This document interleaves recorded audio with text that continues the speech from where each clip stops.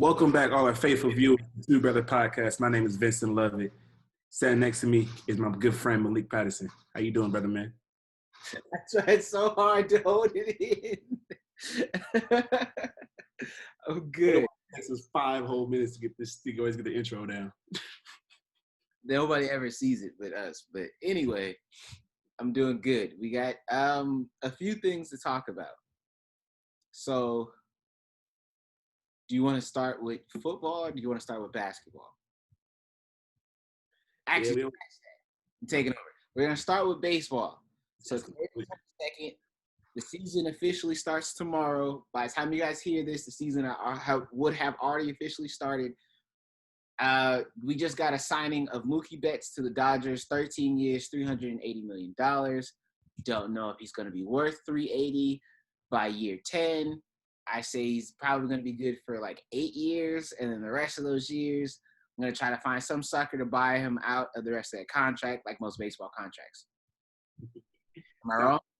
You're not wrong, but if Mookie Betts brings a pennant to the Dodgers, you can't really say after that. It was money well invested. Yeah, and you guys are still spending money well invested to Kershaw. So anyway, tomorrow we have the Dodgers versus the Giants. That good rivalry that starts at 4 p.m. Pacific Standard Time, and then at 1 p.m. Pacific Standard Time. I'm going off the top of my dome on these times. We have the Washington Nationals, the defending champs, versus the New York Yankees. Any predictions so far? Opening games. Sounds like another L coming to the Washington Nationals once again. Yeah, that's neither here nor there. Okay, so I got the times wrong. I flip-flopped them. It's Nationals and Yankees are at 4 p.m. Pacific Standard, 7 p.m. Eastern, and then Dodgers and Giants, 7 p.m. Pacific and 10 p.m. Eastern. That's the one thing about that rivalry game with the Dodgers and Giants. Have you ever been to the stadium? Like whenever the Dodgers play the Giants at home, it's always a fight, no matter what. So that's probably gonna be the one time where the fight doesn't break out. It's gonna suck. Fight is an understatement. It's more like 5 fights. And it'd be funny too because they be outnumbered and they still try to fight. I think there's always at least one fight at a Dodger game in general. Hey, hold on. We have pride in ourselves. We do not fight everybody that comes in our stadium. We'd laugh at you before we fight y'all. Then y'all get all butthurt about it. And that's how the fight happens. And then we had the last laugh when Howie Kendricks hit that walk-off. But, But you realize that the Dodgers actually won the championship because they got cheated out of it in 2017. Don't give me that fact that the Dodgers don't have a pennant. We have one. It has an asterisk by its name. Don't have it. Is it in your home? Do you have a ring? No. They cheated for 3 years. They cheated against Shaw and was successful. The year after that, they cheated against the Red Sox and lost because the Red Sox were just fire hot. And they cheated against us midway through the series. We've called it, switched up the signals between Suzuki and any pitcher. Pick one. Corbin, Strasburg. Pick one. Mm-hmm. So we switched it up, but it's okay. You guys should have won. I understand that. They even offered you guys the pennant, and you guys said no because you guys had too much pride. So because you guys said no to getting the pennant, therefore, blame your ownership for not having the pennant because they offered it to you. It's cool. They about to re-up and get a whole new one this year, so it don't matter. Okay, well, we're going to see. Only thing that kind of sucks about this baseball season is 60 games. There's not much you can really do in 60 games. And I mean that to say you can't, like I was talking to my dad about this not too long ago. You can't, in a 60-game season, you can't go on a 5-game losing streak. Every single game counts. You guys have to come out of the gate swinging like you're in mid-season stride. The pitcher have to come in pitching close to like 100 pitches. I'm not saying that they have to pitch 100 pitches a game, but I'm saying they can't come in and pitch 60 pitches and be cool like it's the regular, like we're starting off the season because you're going to get toasted. Right. No early. To be in mid-game form right now Mhm. And If you look back to how the previous seasons went, this is basically the start after the All-Star game. This is where everything has to turn up. And most of the games matter. The only difference I was the first thing I noticed the difference of how the season's going to be. You're not going to play against your divisional rivals as much as you expected. If you was the the Yankees for the majority of the seasons, they beat up on their divisional rivals all the time. That's why they usually have a decent record.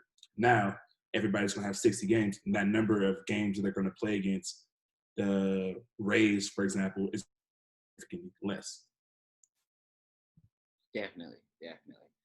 But I don't know. We'll see. I'm looking forward to the season. If we start off slow, it's gonna be. I don't really know though, because it's like usually during regular baseball season, it's like, oh, okay, we start off slow.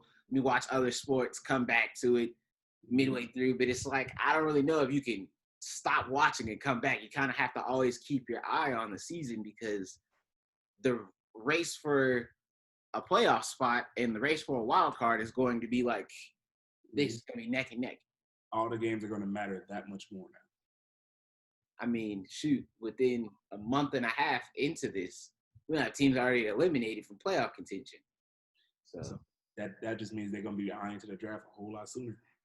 But then again, you also give everybody the impression that everybody has a chance, unlike how the NBA now with the bubble, only a select few got invited compared to everybody has a chance. Yeah, and then even still with the select few that got invited, such as like, I guess we can transition, such as the Wizards, for example. The Wizards or the Phoenix Suns. Like, you guys are just here to just kind of fine-tune your team, see who you guys still have that are still going to compete in the bubble, just to see what you guys do in this draft. Because I'm pretty sure after the bubble's over, you guys are going to draft and get right back into next season. I think they get a month off, but I think the season's going to be – next year's season's going to be shorter, of course, but I think they get a month off and start in November, I believe is what the rumor has it. Okay, that's usually around like when we start. We usually start around for the NBA. It's like at the end of August. Well, the end of October. So like Halloween, for example. That's usually the most significant end of baseball. Baseball's still supposed to be ending around Halloween. If we see it go into November, won't be surprised. Just depends on how they do this whole playoff stretch. I honestly can't wait. I can't wait for when that October comes. You actually gonna. That's when sports, everything's gonna come back into full swing. You're gonna have more options. Everything's gonna feel normal again. I mean, granted, this is not a normal circumstances that we have, but this is as close as we're gonna get back to it from previous years. Definitely. And I'm just kind of glad we got some sports back. I know today there's NBA's officially back with scrimmages. I just finished watching the Clippers and Orlando Magic. That game was so boring. The announcer for the Clippers, I had to put it on mute after a while. I'm not used to watching the Clippers, so I'm not used to his voice, but I'm used to my Lakers broadcast. And you used to having Stu the play-by-play content. Yes, like of course, but shoot, I'd rather have took Joe Buck as play-by-play, and he don't even do basketball. Oh shoot! But you gotta watch like the videos for like how like certain famous stars do play-by-play content. It actually is kind of funny.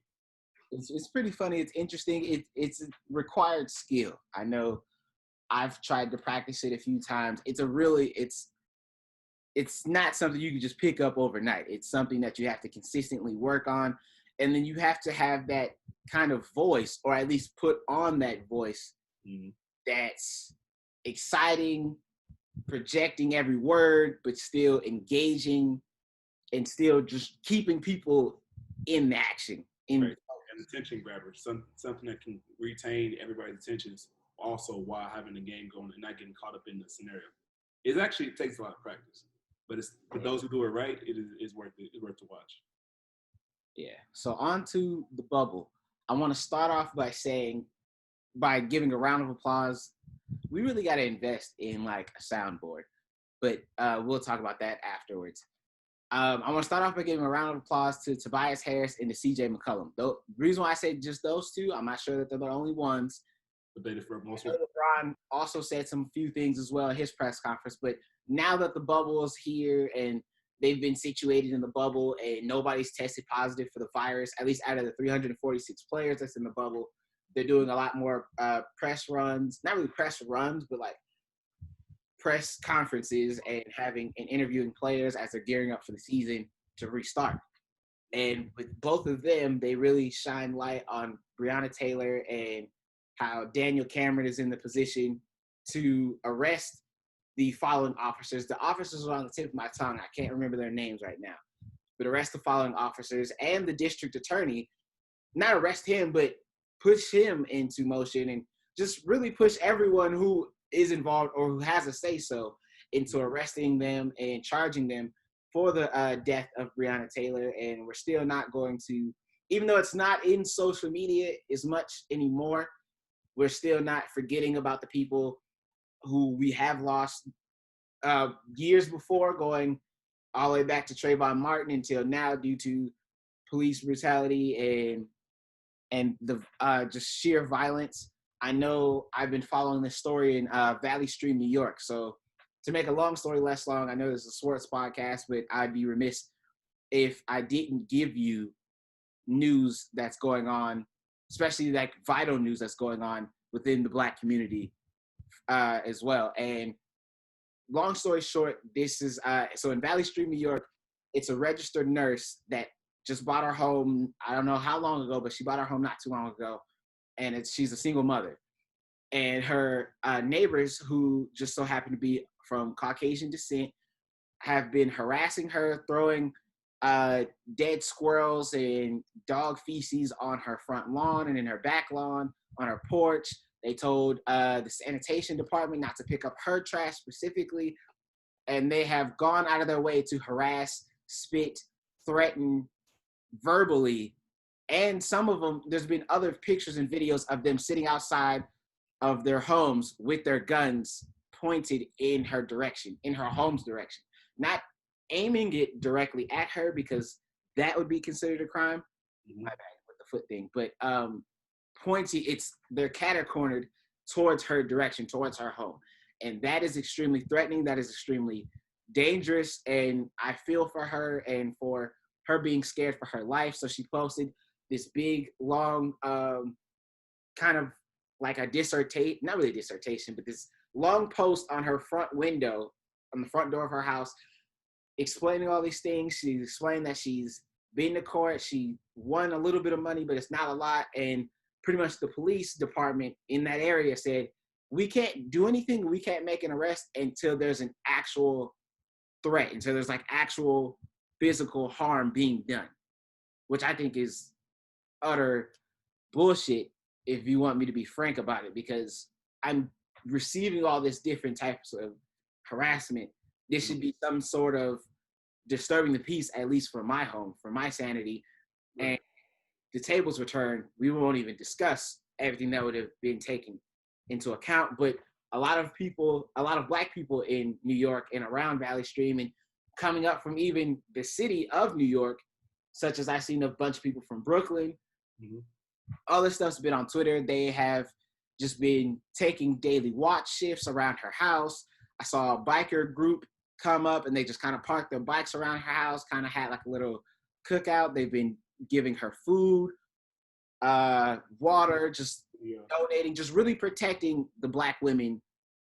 And that's a huge goal. And that's what a lot of people won't tell you. That's part of the Black Lives Matter movement, protecting Black women, because Black women are the least susceptible to protection, especially when they're single mothers and they have a little kid at home.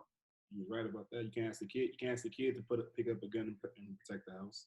You know, but it's also a matter of like, I did like how the fact that how you mentioned earlier there's also a video that's went on about it, how a legit sanitation truck came by because there was a bunch of trash piled up on their front lawn. They brought the garbage truck, and there's also the people there who picked up the trash, cleaned up their whole front lawn just to help ease the woman's peace of mind. Mm-hmm.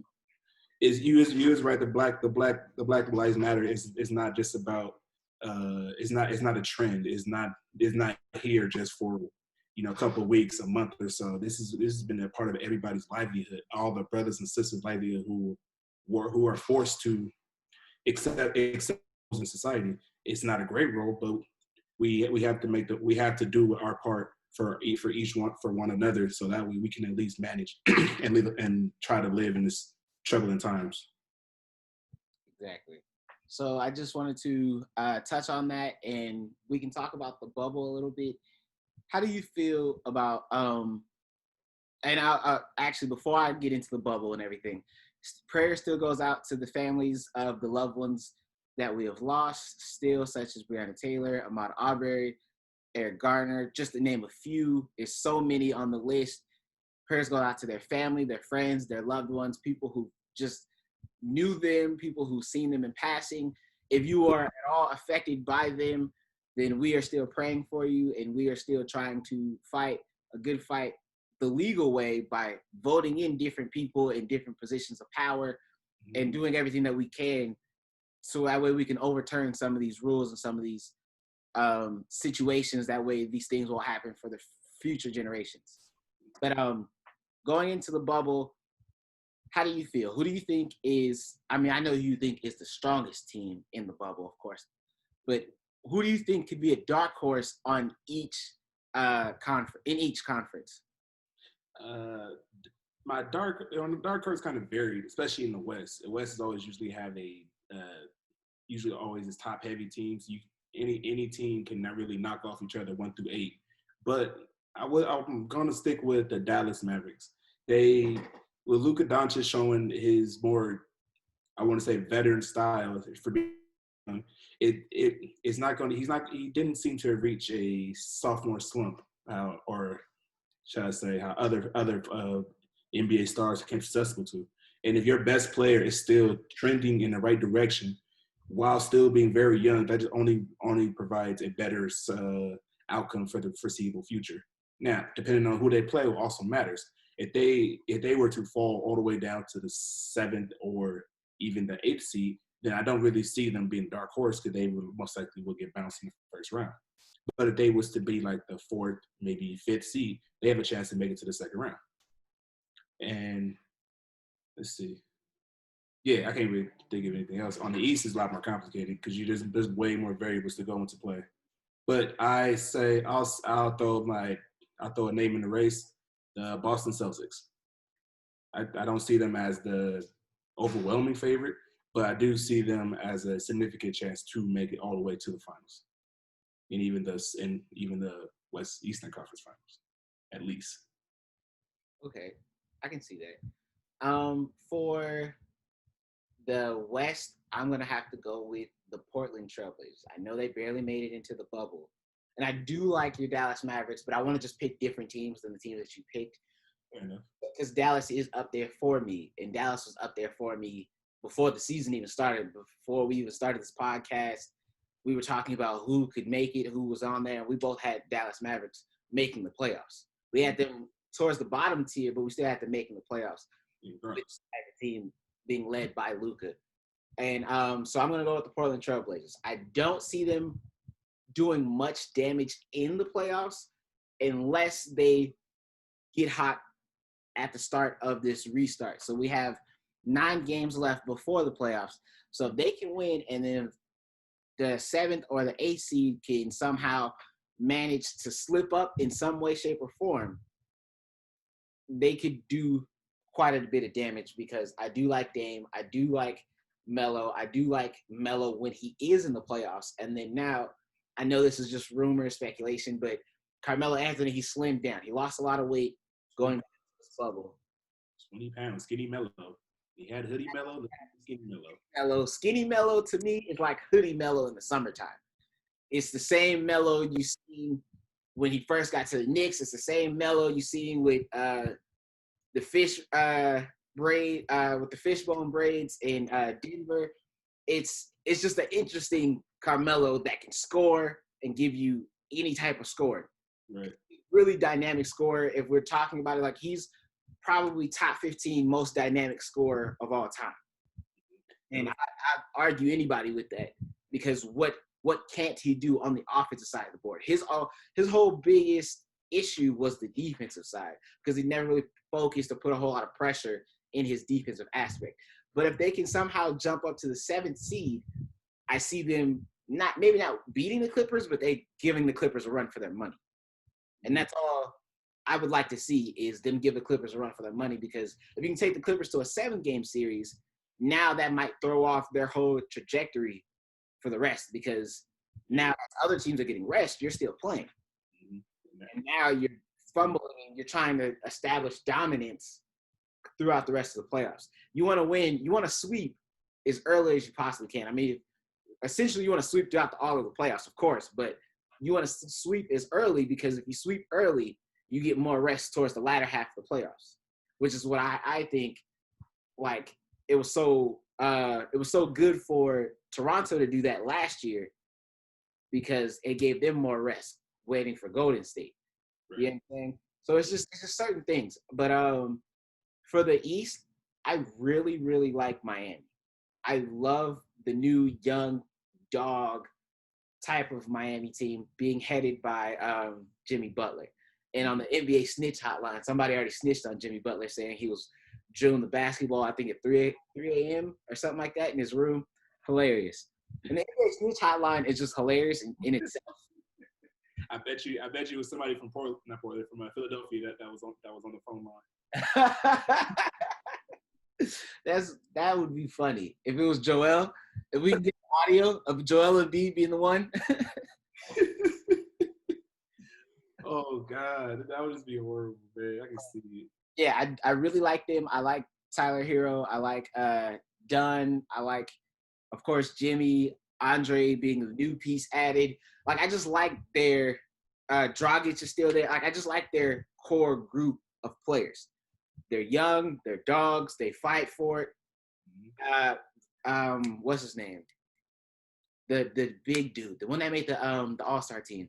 Bam there you go. Bam Adebayo. I really like him.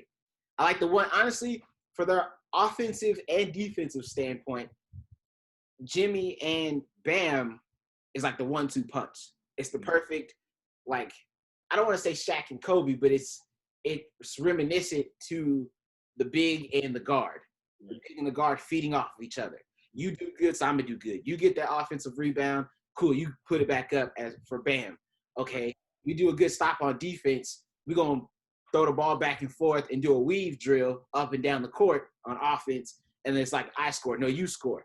It's just, I love that chemistry of a big and a guard going back and forth like that because it makes it really hard for you to stop if you know how to do it right, especially if you input that into like a high-low situation. The best thing I love about Miami is the fact that they don't fall victim to what I was mentioning earlier about how the Dallas Mavericks, they have stars in Jimmy Butler and Bam, but they don't have they have two stars that can lead the young cats into the playoffs where they don't get bogged down or don't be like a deer in headlights and get somewhat distracted of the moment. They don't let the moment get too big for them. That's where I feel where Jimmy Butler is going to play a huge role. He's going to be able to be that mentor and leader to the Tyler Hero, the Dunn. Not necessarily Goran Dragic, but he never really made. I was on a good team that made the playoffs like this as well. Even when he was in Phoenix, they weren't really that primed to do that well. So this is a good. I assume they're going to have a good showing in this first 2 rounds for sure. What makes it really interesting for this Miami team, well, maybe people don't know, they have shooters. Mm-hmm. That's true. Shooters. Dunn can shoot. We all know about Dragic. Hero was coming around. I mean, Hero in college was a shooter, but he's coming around in the NBA. Jimmy he's not lights out, but he can give you that mid-range. Jimmy's a Shaq range is kind of remind me of DeMar DeRozan in the mid-range, where it's a lost art. Like, that's what they pride themselves on, is getting to those mid-range spots because the defense either seems to be sucked in the paint or they're on the wings or they're at the top of the key. So you leaves those elbows wide open for just a quick off-ball screen, pull up, pop. Like it's just really easy for you to get into that type of rhythm. Mm-hmm. I do. Only issue I do say about with Miami is how well they're going to match up against playing against a team that has a significant big. If you notice, Bam isn't the tallest big man on the court. He's roughly at about 6'9", 6'10", right around Julius Randle's size. But difference is he's a little bit better than Julius Randle. Yeah, I don't think I've ever would have seen you say that about Julius. Because hey, he went to Kentucky, man. You got to learn about everything. You got to know about all the players. But yeah. So do you have anything else that you want to input about this bubble, or you want to get into Washington? You pay attention to how this bubble act. We have the snitch right now. I want you to watch and maintain how teams, not necessarily teams, but how players are going to quote unquote snitch on one another, because it could be playful. You could see you could imagine the Timberwolves was in it. You could see the D'Angelo Russell and Karl Anthony Towns is joking about it because they just snitching on each other. What's some mediocre, some small. But say you have a team you say you snitched it, like I mentioned earlier, Philadelphia's Joel Embiid snitching on Jimmy Butler. You're going to create a rift, and you're going to end up seeing how players don't want to play with other players after something like this. Granted, I'm pretty sure Jimmy was never planning on going back to Philadelphia in the first place, but you may not see in the foreseeable future, you may not see a KD and Jimmy Butler link up for something like this. Yeah, okay, I can see where you're going with that, because I know a few people are saying oh, this bubble is kind of like a big AAU tournament in Vegas or in Miami. It's kind of like one of those big Summer Jam AAU tournaments, which I could see that, and I can see maybe a few super teams in the future trying to be built off of this. But also, once the playoffs start, I think it's going to be really tense inside of this bubble. No more fun and games. It's serious now. Not a whole lot of fun and games, not a whole lot of joking. It's like we over here, y'all over here. The snitch hotline may be more active. It might be I'm staying away from the barbershop right now because such and such is over there and I don't want to see him because we might swing because last night we just got into it on the court. It might be kind of interesting. I want something entertaining coming off of this, considering that there's no fan base. Right. So this is closest we getting. What'd you say? I said that there's no really fan, I guess. Besides the actual games going on, there's nothing really for the fans to interact with. How you have a All-Star Weekend, you have something for the fans to do. You literally don't have that.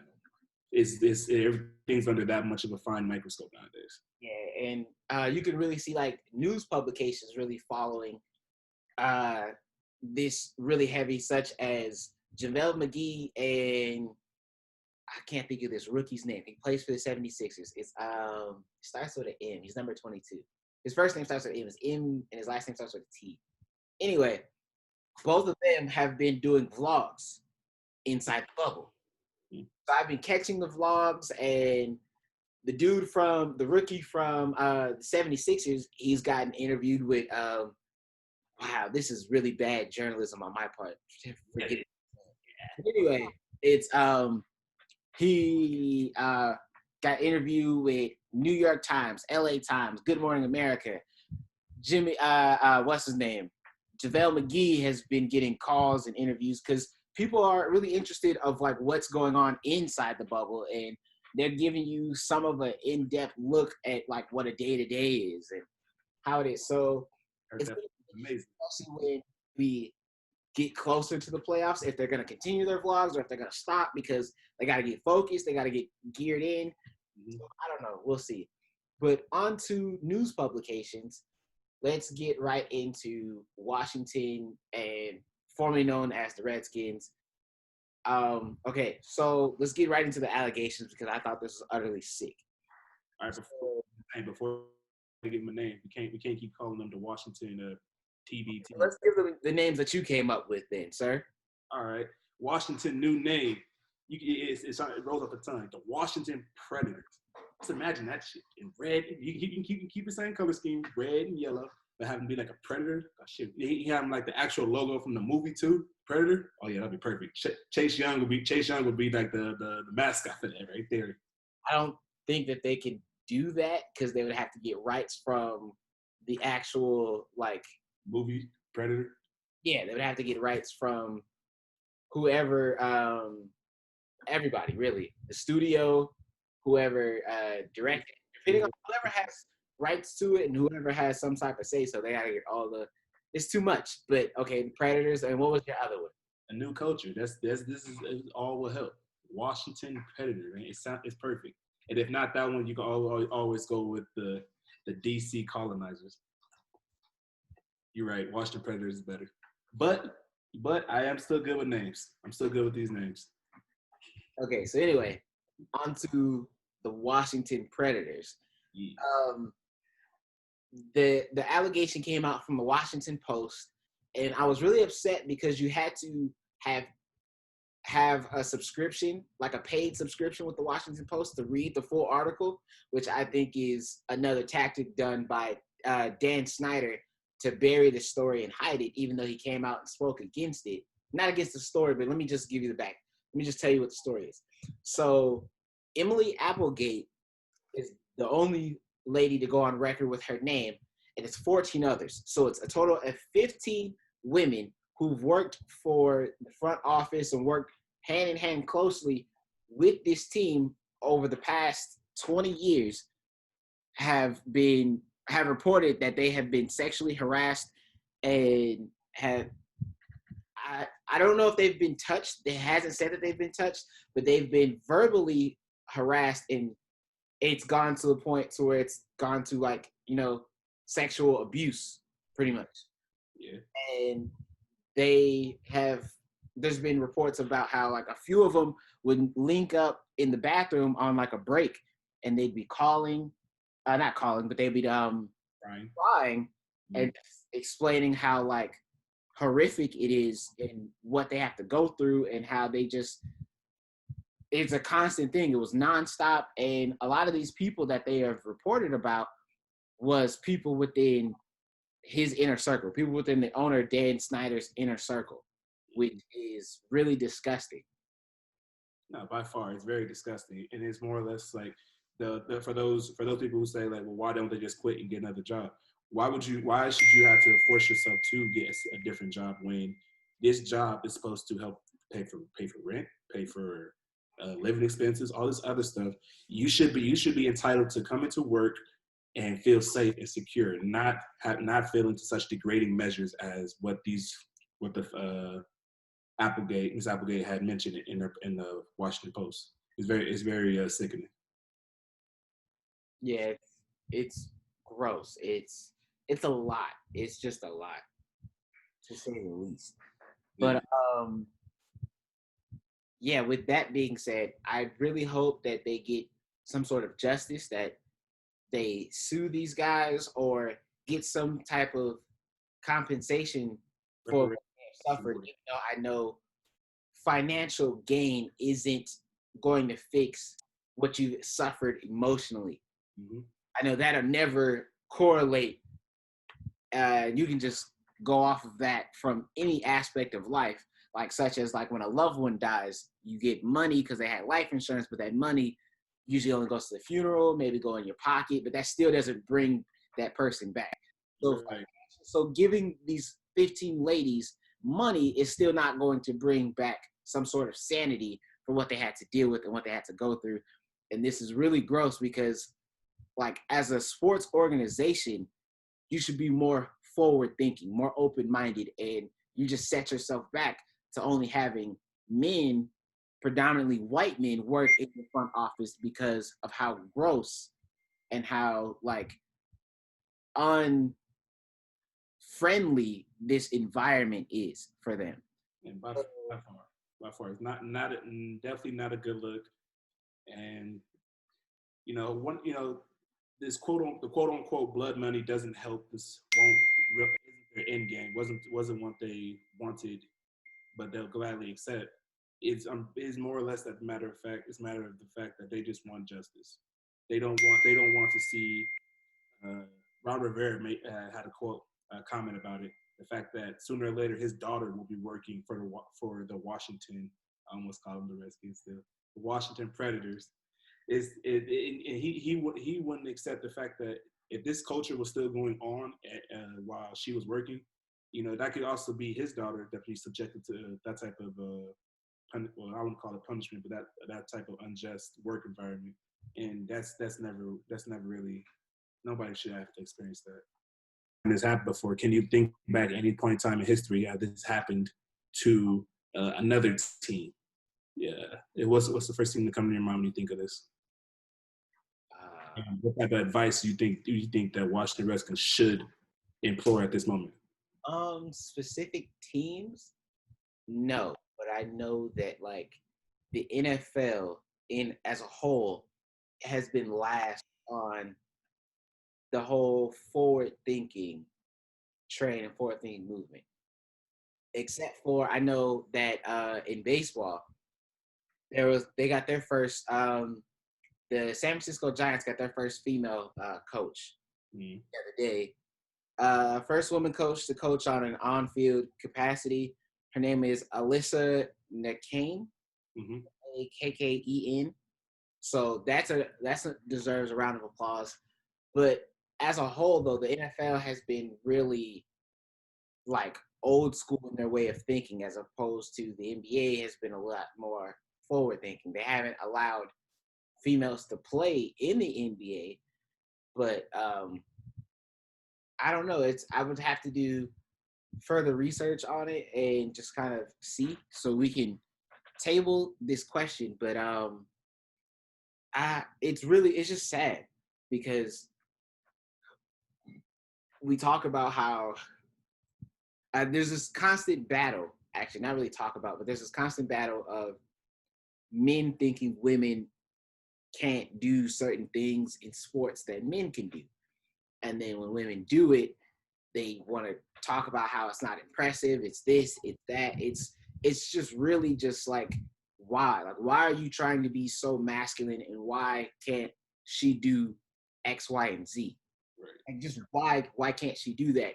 Because I can point out a lot of women who could do a lot of different things, such as Cheryl Miller. Cheryl Miller should have been the first lady to play in the NBA, not the WNBA. Because Cheryl Miller was arguably the greatest college basketball player to ever play, and she went to USC, just saying.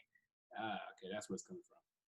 Yeah, I mean, Cheryl Miller, and then it was Reggie Miller. Like, everybody knows Reggie couldn't hold a candle to his older sister. But anyway. Got you. But it's just like women would love to be in certain positions. They would love to be coaching. They would love to be doing certain things. And it's these like same-minded thinking men who won't allow them to succeed and excel and be able to propel themselves to these higher positions and prove themselves worthy of being in any of these things, being a front office GM, being a coach, being a strength and conditioning coach. I mean, I know the Raiders have a female strength and conditioning coach, but look how long it took for that to happen. That just happened a few years ago. Right. So I don't know, but who knows? I need Dan Snyder has been a lot of hot water in general from not only from this, from the name change, because it took him so long. It took Nike, Amazon, FedEx, Target. It took all these different major multi-billion-dollar corporations to pull and say, hey, we're not going to fund you. Hey, we're not going to sell your products. We're not going to do this for you to finally say, hey, I'm going to change the name. So you don't understand mentally why the name is wrong. Right. But it hurts your pocketbook more than it hurts your mental state. It hurts your pocketbook more, and that's the issue. That hopefully he seems to learn from this predicament that he's subsided, because he had a chance to change his name earlier. About I believe the article said about 4 or 5 years earlier that the name actually came up. They wanted to change it. Some people wanted to change it earlier. He just didn't. He refused to change it, and even mentioned that I'm not going to change the name. But now that that's being said, we do have the new DC Sentinels as the replacement for the Washington Redskins. Well, it's not official yet, but the Sentinels. But yeah, going off of them offering to change it, just a little quick, brief backstory. So they were begging for him to change it for years. He finally decided to go on like a reservation tour. Went to a reservation, talked to the heads of the head of the reservation and everything. Donated about $1 million or a couple $1 million, and that was the only sign of donation that he's ever done. So you never really did anything. But hopefully, now that they're changing it, these other teams in other major sports will change. So we have the Redskins, then we have the Cleveland Indians, we have the Atlanta Braves, the Kansas City Chiefs, who just won a championship too. So I don't think they're likely going to. The Seminoles, Florida State Seminoles, the college team. So we'll see.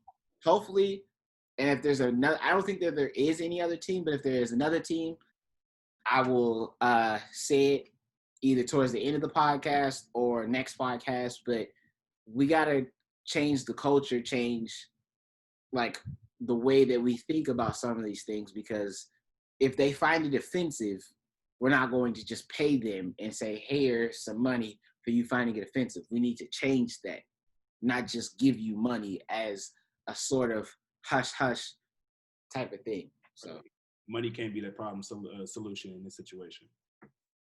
Exactly. All right. So now share. Okay, let's do it. And boom. Yes. And we are back. Okay. So where are we starting?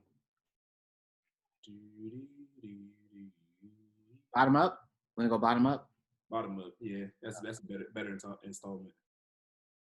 For the final installment? Yeah, look at this. The green and black. Hey, Mosley. I'm telling you, like at the Jets, last time they was this much. This was prevalent was when they went to the AFC Conference Championship back to back. Back when they had Brett Favre. That's how long ago that was. We were still in high school at that time. When was the last time Rex Ryan coached? Yeah, that's another story, man. Back when he could see his toes, that's the last time he coached. I don't know. I don't know if he ever see his toes, him or his brother. Hey, we're fat shaming here. We're not supposed to be fat shaming. Anyway. Jets. The Jets, I believe, I want them to be good solely because I've been getting tired of I was always tired of the Patriots always winning. You know, like if this team, if the Jets and the Dolphins even remotely cause like a better provided more competition to the team, then you most likely wouldn't have seen the Patriots going 16-0. You wouldn't have seen them go 12-4 for like majority of the time of the the Bill Belichick and Tom Brady duo. But you can't force other teams to be good. You can only control what goes on in your locker room. And most of this whole decade, this team was at the bottom of the barrel. And like I still see this happening again this year. I don't think they're going to make enough headway to even compete for the divisional championship or divisional leader. Okay, well, I'm gonna tell you right now, their opening schedule.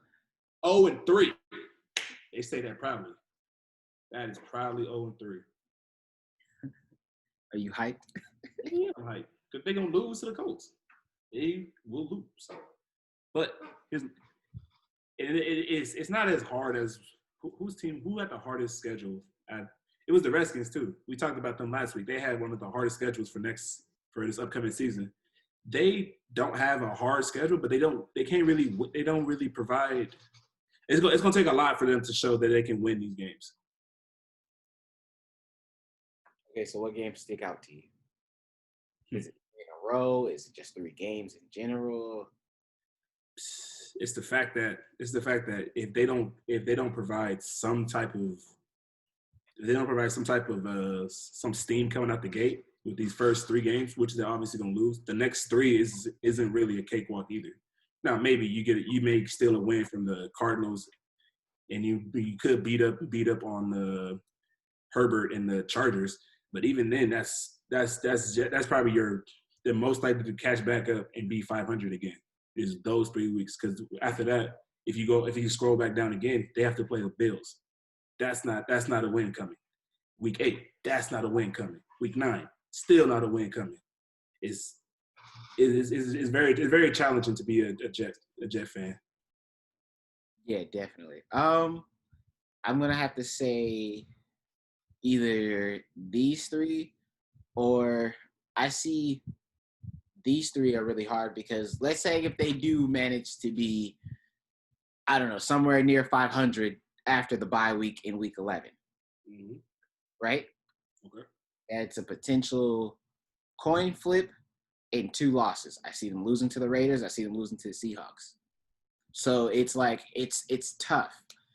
So honestly, I don't really know. I'm just gonna go out and say it. I see them winning 5 games. I even consider that pretty generous. Wait, that's preseason. I even consider that pretty generous. I see them going 4-12. It's just not their year this year. Now, granted, things can always happen. They always get better with the free agency, better with drafting. But yeah, this year, unless those draft products turn out to be diamond in the rough, this is going to be a hard year for the green and black. Almost. White. Forget it. They're called gangrene. What?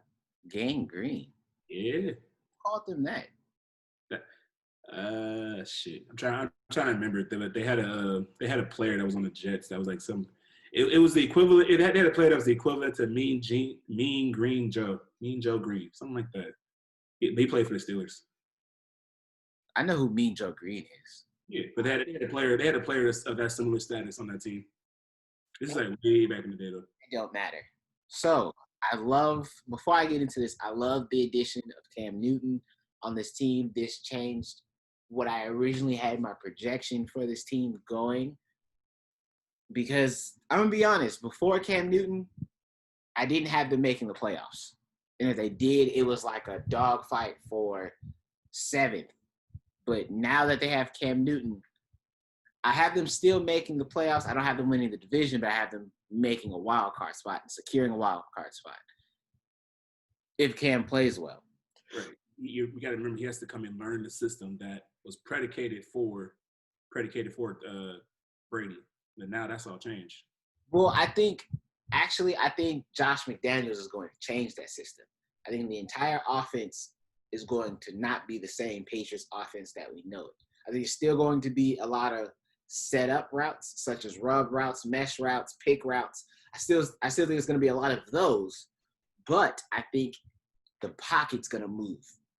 Before, the pocket never moved with Brady because Brady wasn't mobile. But when they had Jacoby Brissett in, and he played a few times, they had the pocket moving.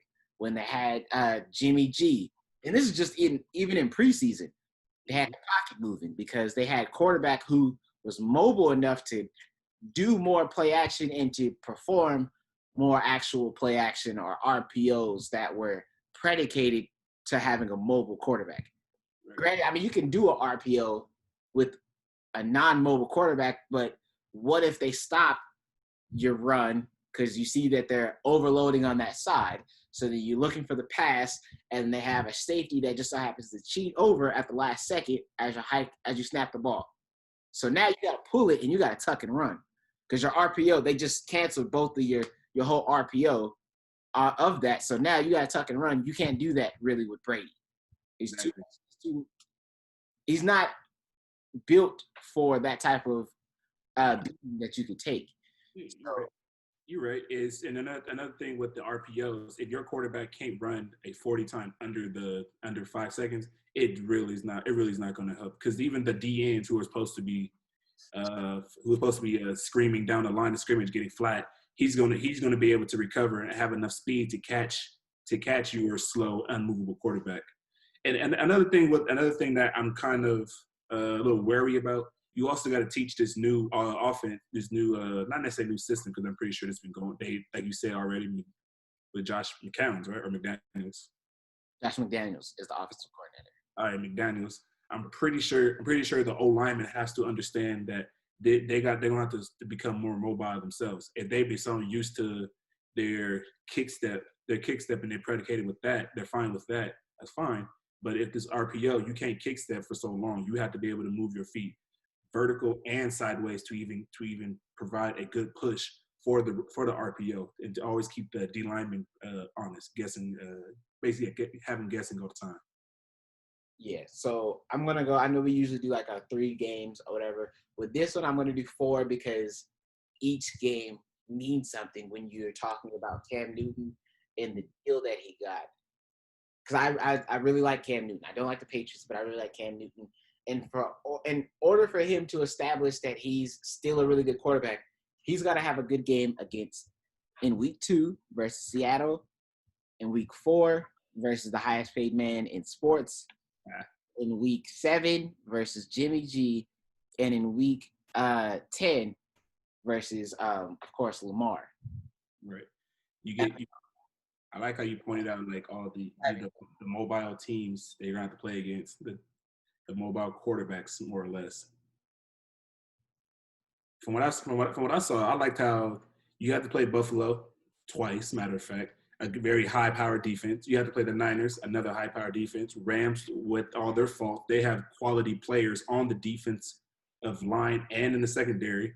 So, if this whole new offense works and it plays and Cam Newton thrives under it, I see them doing well this season. But those games, like especially against the Bills and against the Niners, and the Rams, who have very deep and also talented D linemen, it's gonna show whether or not this can work for the foreseeable future or not. Okay, so what do you have there? They're standing. I have them going an honest 8-8. You know, not too good, not too bad. You know, it's their first season. It's Belichick and Newton's first season. Now, if, like I said, if everything goes well, then you could see them running back. I doubt it though, but you know, that's only time will tell. Okay, I had them going 9-7. So just that's they secured the seventh spot to the playoffs there. Or the 6th, depending on how the AFC shakes up. Fair enough. Really? Huh. Interesting. Try to pronounce that last name though. Why would I do that? Like, show me how well you don't stutter. He's got to be a star for me to pronounce his last name. He's not a star yet. All right, on Giannis Antetokounmpo level then. Yeah, you got to be on that level. And nobody even learned the rest of his brothers' names. Kofis, Alex. That's it. I can't even remember the other one. The other one's still in college. That's still in high school. See what I mean? Fair enough. This is an interesting schedule. It's not too hard. Mm-hmm. It's way easier than the Jets schedule. It's doable. It's a manageable schedule. Don't see how many games they'll win, but it's a manageable schedule. I mean, the first game I thought of was the game against the Bengals, since Joe Burrow and Tua Tagovailoa are always going to be in conversation, just like how Trae Young and Luka Doncic is, since the fact they came into this league at the same time. But will they be able? We'll show who is a better player, not necessarily who has a better team. I thought Tua wasn't playing though. At some point, yeah, they said he's good to go, but the coach for the Dolphins said Brian Arians, I believe. He said he has to show more. He has to show more from Tua for him to actually get the start over Ryan Fitzpatrick. But like all first round quarterbacks, that will come. His time will come. Because of his knee still. Like I said, time will come. I assume like for the first 4 games, maybe 5 games, they're going to roll with Ryan. But By the time week 13 comes, you should see that game come, especially if they're like over 500 as well. Okay. There's no real like specific games that stand out. I mean, okay. So I was pretty much saying you have the typical games. Besides their like in division rivalry games with the Patriots and with the Bills. You got these two games right here. Of course, two strong teams back to back. And then this game, maybe if Tua's playing, but it's not like it's just let's watch the game because it's two rookie quarterbacks going against each other, but it's not like a do or die situation because they're both not making the playoffs. And then, of course, you have the Chiefs and then the Raiders. So it's like, but I have them winning 7 games this year. I see Brian Flores. I see what he's doing. He's trying to build a different culture in Miami. But with Brian Flores and this different culture that he's trying to build around Tua and build up Miami, it's a slow burn process. They're not going to be good, and they're not going to be fighting for like a wild card spot at least for another 2 years. So this year and then next year. So next year they might be fighting. So I say by next year they might be fighting for a wild card spot depending on how good they do this year. Because they managed to win 6 games this year. Nobody saw them winning 6 games. They put games in there with Ryan Fitzmagic. So if you can, I mean, and I'm not saying Ryan Fitzpatrick isn't good quarterback. He's a solid quarterback. But now you have a younger, more mobile quarterback who has a lot more upside than Ryan does at this current day and age. Right. We'll see. I see them going about 7-9 as well. If they would have had the certain players from their past team, if they would have had like a young Ndamukong Suh, if they would have had they still had Minkah Fitzpatrick, they would have had some more quality players on, especially at the defensive side, because I believe the only pieces that Miami is really missing is somewhat a stronger tight end level, quality tight end level, and a more decent O-lineman. Then I would consider them getting a lot more than just 7 wins. But that's not the case in the situation. Yeah. So, I mean, we'll see. Who knows? But 7 wins seem pretty solid. So on to the team that I'm just going to say off top, I think is going to win the division. I already had them winning the division before what's his name came into play. Superman. Diggs came into play. So now that they have Stephon Diggs, you have another receiver for Josh Allen, which for the Madden player, somehow Josh Allen has a 99 throw power. Yeah, more than them. More throw power than Patrick Mahomes. I don't understand. It's like do you even remember seeing him throw the ball like that far? Granted, I know he can throw it far. I've seen his highlight tapes when he was in college, but it's still weird to me. It's still weird the fact that he should not have a 99, a 95 maybe, but he should not be slinging that mess a little farther than Mahomes. If you have a 99 throw power in Madden, I know for the people who don't play Madden, it's like I don't really care. But for the people that play Madden, I want to play with the Buffalo Bills on the new Madden. I'm gonna stand on the 10-yard line. I'm gonna run a fade. If the fade can't get to at least the 40, the other 40, I'm mad. Like I'm gonna just wait. Like I'm gonna do it in practice. I'm gonna just do a simulation. Run the fade.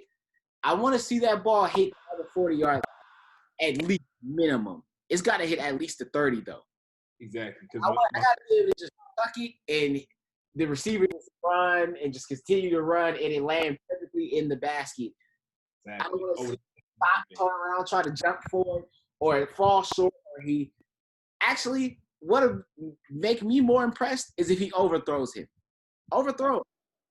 Okay, but that's another story now. That's overthrowing the receiver, doing a fade, like past the 40, hit the ball, and it's gonna bounce on like the 33-yard line in those 3 yards. And then in real life, I want to see him show me where this 99 throw power is in today. Not in college, today.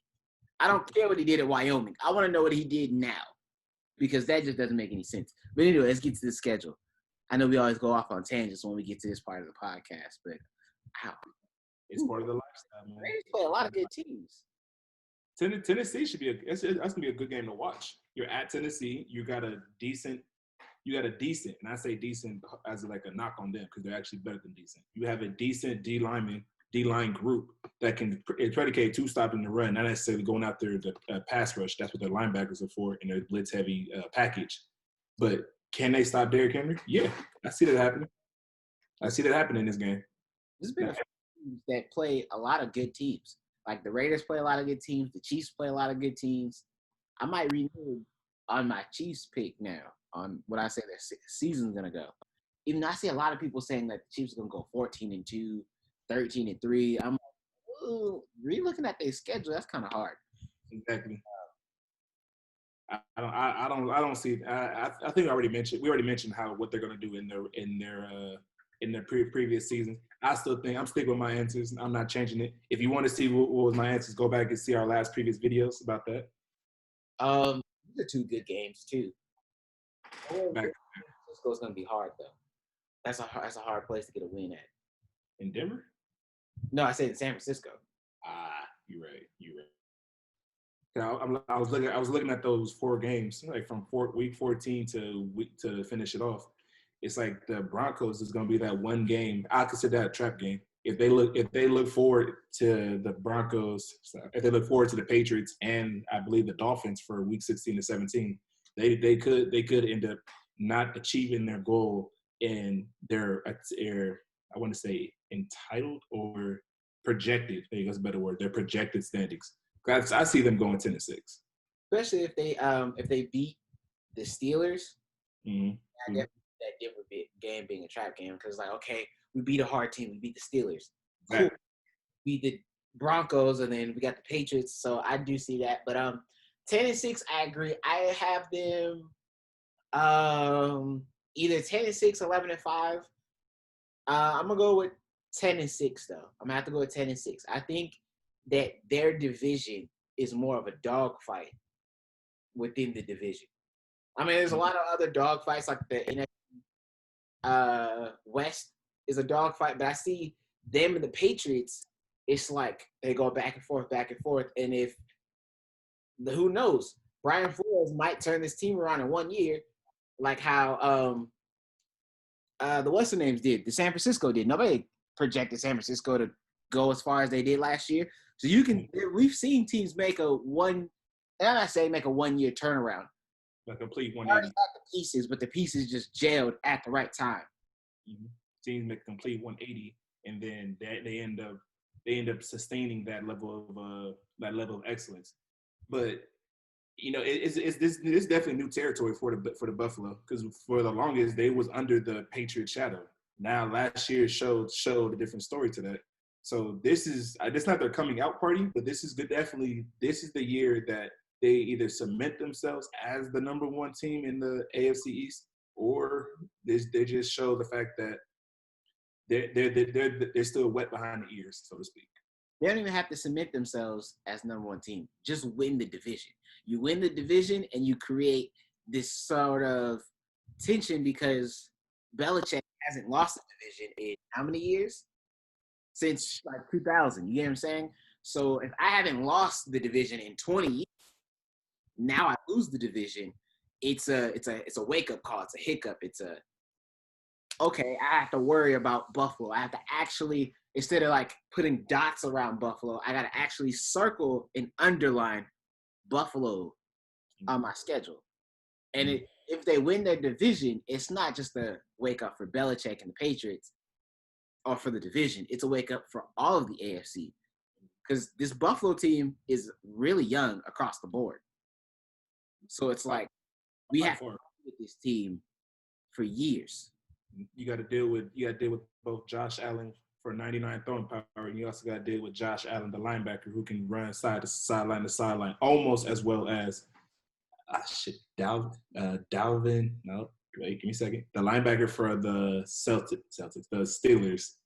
Don't look at me like that. Point of the matter is, both of those cats is decent players, and I do see them being the leaders of the Bills. Are you talking about TJ Watt? Nope, the other one. It was a rookie last year. Starts with a D. Devin Bush. Got it. Devin Bush. Or Tre'Davious White. Hell no. I said Devin Bush for a reason. Tre'Davious White is a really good corner. He is, but I said linebacker. Whatever. Anyway, so that's gonna wrap up our Two Brothers podcast. We finished this next podcast. I guess we can brainstorm, write down who we have making the playoffs. Cement our actual final predictions for the AFC and for the NFC. We can do both. Try to speed it up, not have it be a really long segment, but we'll wrap it up on our predictions for the NFL season. But granted, if we get one, still up in the air, we don't know. You're right. Yeah. So also, what we're gonna do about next week, our next week podcast, we will start talking about the NBA. Since so far this podcast we talked about for the longest of the NFC NFL standings. We're gonna talk about the playoff standings and how each round for round how we perceive the NBA going after the 9 games have concluded. And our projections and where we think is going. I can't talk. What we think is going to happen, make future projections, all that good stuff. So, it's your boy Malik and Vincent, signing off. Talk to you guys later. Peace.